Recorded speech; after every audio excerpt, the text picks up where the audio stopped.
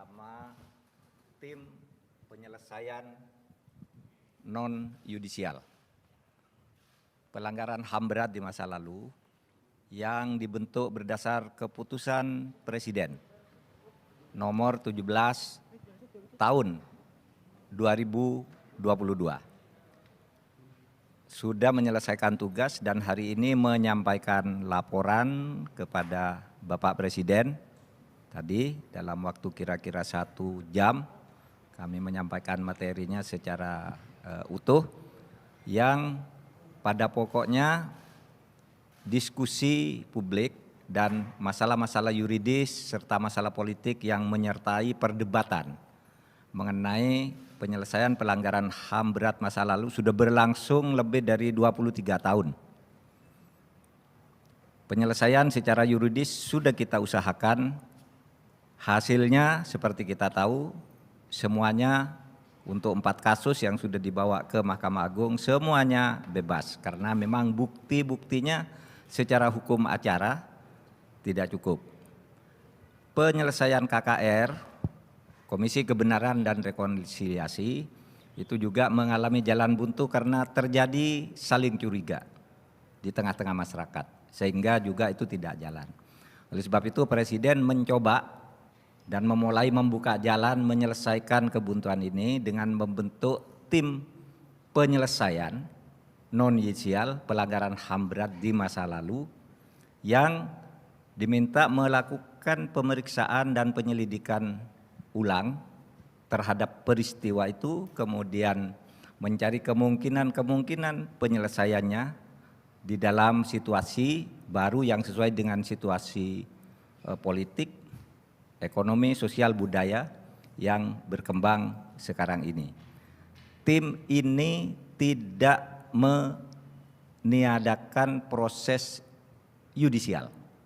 Karena di dalam undang-undang disebutkan pelanggaran HAM berat masa lalu yang terjadi sebelum tahun 2000 itu diselesaikan melalui pengadilan HAM ad hoc atas persetujuan DPR. Sedangkan yang sesudah tahun 2000 diselesaikan melalui pengadilan HAM biasa dan kita sudah mengadili 4 pelanggaran HAM berat biasa yang terjadi sesudah tahun 2000 dan semuanya oleh Mahkamah Agung dinyatakan ditolak. Semua tersangkanya dibebaskan karena tidak cukup bukti untuk dikatakan pelanggaran HAM berat. Bahwa itu kejahatan iya, tapi bukan pelanggaran HAM berat karena itu berbeda. Dan kalau kejahatannya semuanya sudah diproses secara hukum. Tapi yang dikatakan pelanggaran HAM beratnya itu memang tidak cukup bukti. Tapi oleh karena menurut pasal 46 Undang-Undang nomor 26 tahun 2000 pelanggaran HAM berat itu harus diusahakan diproses ke yudisial, ke pengadilan tanpa ada daluarsa, maka kami akan terus usahakan itu dan persilakan Komnas HAM bersama DPR dan kita semua mencari jalan untuk itu. Jadi tim ini tidak menutup dan mengalihkan penyelesaian yudisial menjadi penyelesaian non-yudisial. Bukan, yang yudisial silakan jalan.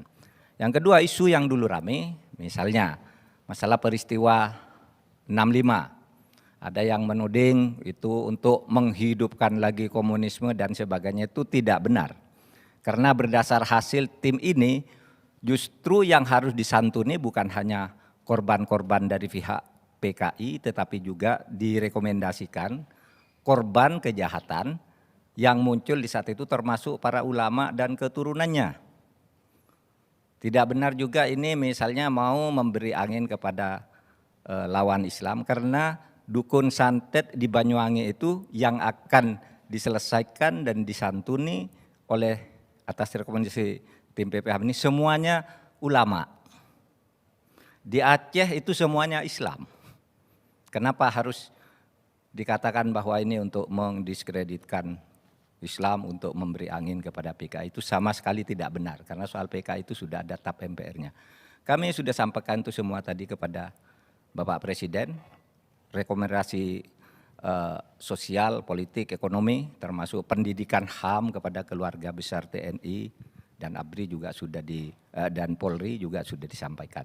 Nah, untuk ini kami ingin menyampaikan laporan resmi ini kepada Bapak Presiden, yang nanti untuk selanjutnya Bapak Presiden akan memberikan pernyataan terbuka kepada kita semua. Terima kasih. Assalamualaikum warahmatullahi wabarakatuh.